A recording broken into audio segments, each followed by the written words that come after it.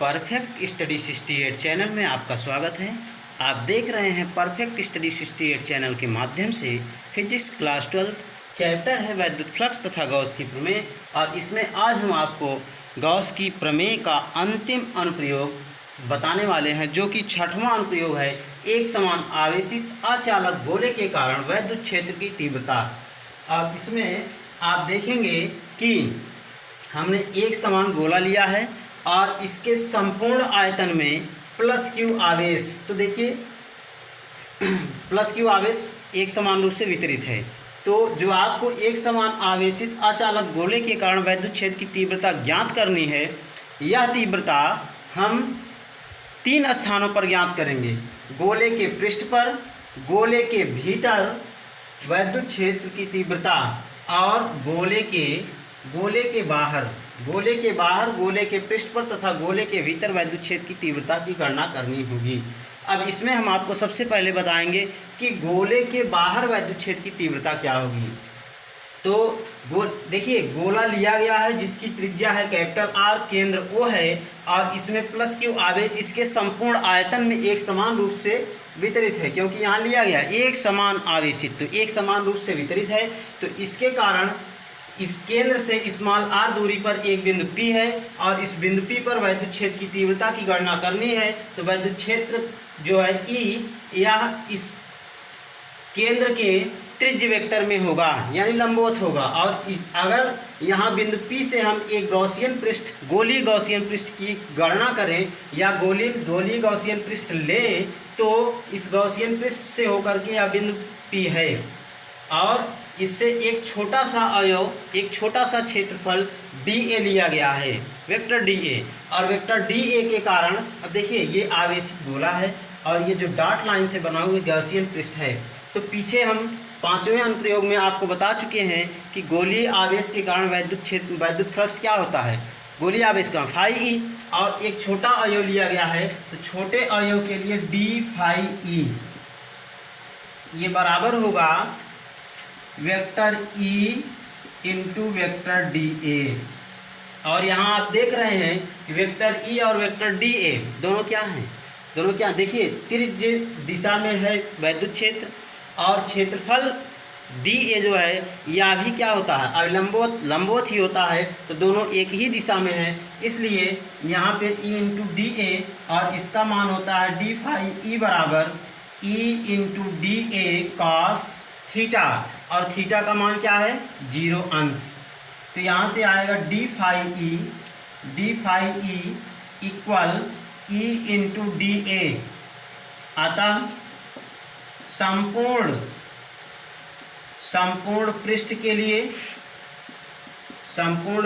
लिए phi E equal surface integral E into dA और is equal to होगा E surface integral dA। और यहाँ से सरफेस इंटीग्रल dA या गोलीय गॉसियन पृष्ठ है, इसलिए सरफेस इंटीग्रल dA का मान यानी संपूर्ण पृष्ठ का 4 पाई r स्क्वायर होगा।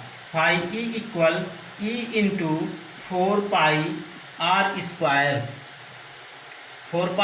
स्क्वायर होगा। अब देखिए या तो हमारा फाई ई का मान आया 1।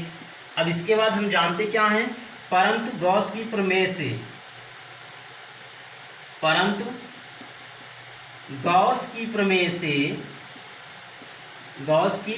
से हम जानते हैं फाई ई इक्वल क्यू अपान एप्सिलॉन 0, जहाँ क्यू क्या है आवेश है, यानी गॉस की प्रमेय में जो पृष्ठ लिया गया है उस पृष्ठ से परिबद्ध आवेश है, पृष्ठ में जो आवेश है वह आवेश क्यू है, और एप्सिलॉन 0 वायु अथवा निर्वात की चुंबकशीलता है। तो यहाँ से देखिए फाई ई का मान 1 क्या आया, फाई ई का मान 1 क्या है, दोनों की तुलना कर लेंगे तो आएगा क्या E into 4 pi r square, और यह इक्वल हो जाएगा Q अपान एप्सिलॉन नॉट, ठीक। और यहाँ से E बराबर आएगा 1 अपान 4 pi epsilon not Q upon r square. ये वैद्युत क्षेत्र की तीव्रता का सूत्र हुआ, यह जो है वैद्युत क्षेत्र की तीव्रता का सूत्र है। और कब एक समान आवेशित अचालक गोले के कारण वैद्युत क्षेत्र की तीव्रता का सूत्र है जब गोले के बाह्य बिंदु पर, यानी गोले के बाहर कोई बिंदु लिया गया, उस स्थिति में यह वैद्युत क्षेत्र की तीव्रता का सूत्र है। अब देखिए, इसके बाद आपको जानना है कि यह गोला है और गोले के आयतन में, संपूर्ण आयतन में इसका आवेश क्या है, एक समान रूप से वितरित है। और जब एक समान रूप से वितरित है तो उस स्थिति में अगर हम गोले का आवेश आयतन घनत्व, यदि देखिए इसके आगे क्या होगा, यदि गोले का आयतन घनत्व, गोले का आयतन घनत्व सिग्मा हो, गोले का आयतन घनत्व रो हो, तो सिग्मा तो उसमें था, पृष्ठ घनत्व, ये आयतन घनत्व है तो ये आपका रो है। तो उस स्थिति में Q बराबर होगा 4/3 पाई r क्यूब रो। Q का मान इसी में रख दिया जाए, ये समीकरण 1 ही मानिए, इसको समीकरण चलो 2 मान लीजिए। अब समीकरण 1 में रख दीजिए, समीकरण 2 में Q का मान रखने पर, Q का मान जब रख देंगे तो यहाँ से मिलेगा क्या आपको, E बराबर 1/4 पाई एप्सिलॉन 0 और Q का मान है 4/3 पाई r क्यूब रो अपान r स्क्वायर। r स्क्वायर से कटेगा, पाई से पाई कटेगा, 4 से 4 कटेगा और आएगा आपका E इक्वल रो अपान एप्सिलॉन 0 और बचेगा क्या, r/3, इतना आपका आया।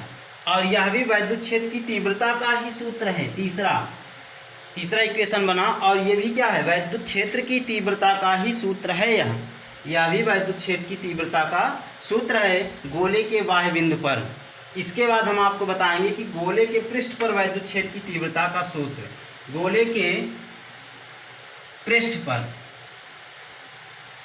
गोले, हाँ एक चीज़ और, यदि गोला, ये जो गोला है, अगर यह गोला आपका जो है किसी धातु का है तो उस स्थिति में यह संपूर्ण आवेश गोले के पृष्ठ पर स्थित होगा और तब वैद्युत क्षेत्र की तीव्रता का सूत्र केवल यही होगा, ये वाला नहीं होगा, क्योंकि आयतन में नहीं है, केवल कहाँ है, संपूर्ण आवेश उसके पृष्ठ पर स्थित है, जैसा कि हमने पिछले अनुप्रयोग में बताया था। तो वैद्युत क्षेत्र की तीव्रता का सूत्र यह आया था और दूसरा वाला जो आया था वो आयतन घनत्व नहीं, पृष्ठ घनत्व सिग्मा से लिया गया था।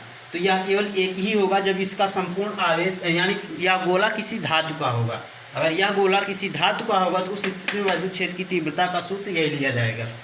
अब आइए इसमें आपको हम बताते हैं गोले के पृष्ठ पर, गोले के पृष्ठ पर वैद्युत क्षेत्र की तीव्रता का सूत्र। तो देखिए जब पृष्ठ पर हो जाएगा तो यहीं पे स्मॉल r, यहाँ क्या था, इसमें जो हम बताए हैं इसमें स्मॉल r बड़ा है किससे, कैपिटल R से, और जब पृष्ठ पर हो जाएगा तो small r equal capital R, तब समीकरण 3 और 4 से, तब समीकरण, अब यहीं से ले लेते हैं गोले के पृष्ठ पर, तब समीकरण 3 तथा 4 से तो आपको मिलेगा E equal 1/4 pi epsilon 0 Q अपान R स्क्वायर और E बराबर रो अपान एप्सिलॉन 0 कैपिटल R/3। ये दो सूत्र होंगे, ये दोनों सूत्र होंगे जब पृष्ठ पर लिया जाएगा, जब पृष्ठ पर लिया जाएगा, गोले के पृष्ठ पर जब आपको वैद्युत क्षेत्र की तीव्रता का सूत्र ज्ञात करना होगा और गोला कैसा हो, एक समान आवेशित हो और इसके संपूर्ण आयतन में पूरा आवेश जो है एक समान रूप से विकिरित हो, एक समान रूप से उपस्थित हो, तो उस स्थिति में ई का मान यह होगा गोले के पृष्ठ पर। इसके बाद आपका तीसरा जो बचा है गोले के भीतर वैद्युत क्षेत्र की तीव्रता, उसके लिए हमको ये चित्र भी चेंज करना होगा। गोले के पृष्ठ पर आपका हो गया और गोले के बाहर हो गया। अब गोले के भीतर आपको निकालना है, गोले के भीतर वैद्युत क्षेत्र भीतर आपको निकालना है।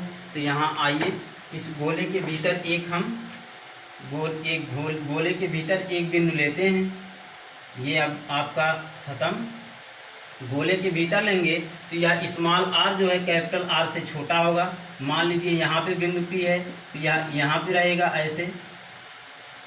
ऐसे गोला रहेगा, एक समान रूप से आवेशित होगा यह भी। और प्लस क्यू आवेश तो ये पूरे के लिए है।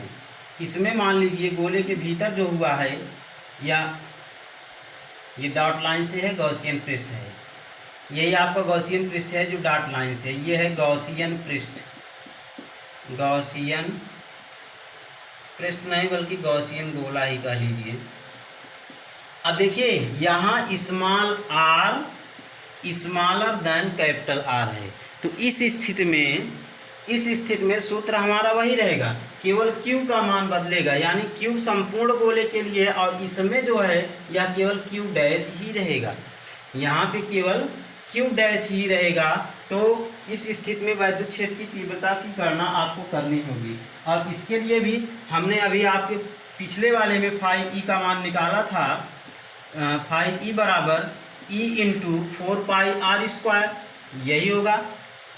बिंदु P यही लिया जाएगा, तो P नहीं बल्कि हम P डैश मान लेते हैं क्योंकि P उसमें लिए थे। तो बिंदु P पर विद्युत फ्लक्स फाई ई का मान इतना होगा। और परंतु गॉस की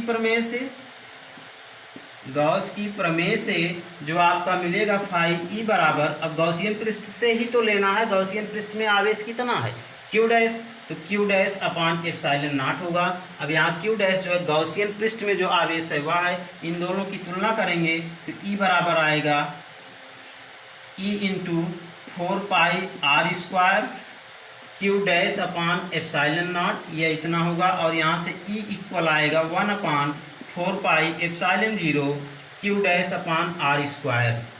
अब देखिए यहाँ आवेश जो है वह आवेश क्या है, आवेश यहाँ Q डैश है और E का मान ये प्राप्त हुआ, E का मान कुल 5 इक्वेशन बना था, 3 बना था, चौथा देखिए E बराबर 1/4πε0 Q डैश अपान r² आया। अब Q डैश जो है ऐसा आवेश है जो गॉसियन पृष्ठ के भीतर है, गॉसियन पृष्ठ के भीतर उपस्थित आवेश ही क्या है Q डैश, ठीक।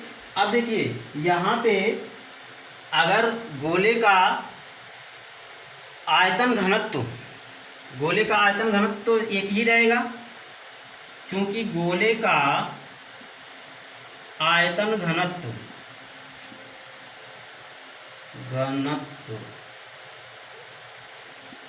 समान होगा। अतः हम लिख सकते हैं रो, आयतन घनत्व क्या अभी लिखा गया था रो, तो रो बराबर होगा Q अपान 4/3πr³ इक्वल होगा Q डैश अपान 4/3πr³। अब यहाँ से Q डैश का मान हम निकाल लेते हैं Q के पदों में, तो Q डैश बराबर देखिए 4/3 कट जाएगा, पाई से पाई कट जाएगा, इन दोनों को देखिए तो r³, एक मिनट, यहाँ कैपिटल R रहेगा, r³ यहाँ कैपिटल रहेगा क्योंकि ये पूरे गोले के लिए है, बड़े वाले जो आवेशित गोला है, और ये छोटे वाले गोले यानी गॉसियन पृष्ठ के लिए है। तो देखिए यहाँ से Q डैश 4/3 और पाई कट जाएगा, तो Q डैश बराबर आएगा Q, यहाँ है अंश में और ये हर में है, इसको अंश में लेते जाइए, स्मॉल r³ अपान कैपिटल R³, ये Q डैश का मान आया। और यही Q डैश का मान यही जो आया है Q डैश का मान समीकरण 4 में रखने पर, तो रखेंगे तो E बराबर आएगा 1/4πε0। अब यहाँ Q है, यहाँ Q डैश हटेगा, क्या आएगा Q, और r³ अपान r³, तो r³ ये स्मॉल में है, ये कैपिटल में है, तो ये r² यहाँ ये लिख लेते हैं r³ अपान r³, इस तरह से होगा। और इसमें से कटेगा तो E बराबर 1/4πε0 QR अपान r³। ये विद्युत क्षेत्र की तीव्रता का सूत्र आया, कब, गोले के भीतर विद्युत क्षेत्र की तीव्रता का सूत्र है यह, या गोले के भीतर विद्युत क्षेत्र की तीव्रता का सूत्र है QR अपान r³। और इसमें है क्या, इसमें आपका है कि small r greater than capital R है। अब देखिए यहाँ से आपको जो है प्राप्त करना है Q, क्यू का मान अगर हम यही रख दें, क्यू का मान कहाँ है, क्यू का मान ये यहाँ से अगर हम क्यू का मान रख दें, या हम जान रहे हैं कि क्यू बराबर क्या होगा, क्यू बराबर 4/3 पाई आर क्यूब रो, क्यू बराबर 4/3 पाई आर क्यूब रो, यही तो क्यू का मान है। क्यू का मान अगर यहाँ से हम ज्ञात करें तो यही आएगा। अगर इसमें रख दें तो ई बराबर आएगा 1/4 pi epsilon 0 4/3 pi R cube rho r/r cube. तो यहाँ से r क्यूब से r क्यूब कटेगा, पाई से पाई, 4 से 4 कटेगा, तो आपका बचेगा एप्सिलॉन 0 रहेगा और रो है तो ρ/एप्सिलॉन 0 एक साथ कर देते हैं, एक r ये बच रहा है r/3। ये आपका वैद्युत क्षेत्र की तीव्रता का सूत्र है। गोले के भीतर वैद्युत क्षेत्र की तीव्रता का सूत्र है जब गोला एक समान रूप से आवेशित हो और कैसा अचालक गोला हो। गोले के संपूर्ण आयतन में या आवेश एक समान रूप से वितरित हो, उस स्थिति में वैद्युत क्षेत्र की तीव्रता की ये दोनों सूत्र प्राप्त हुए।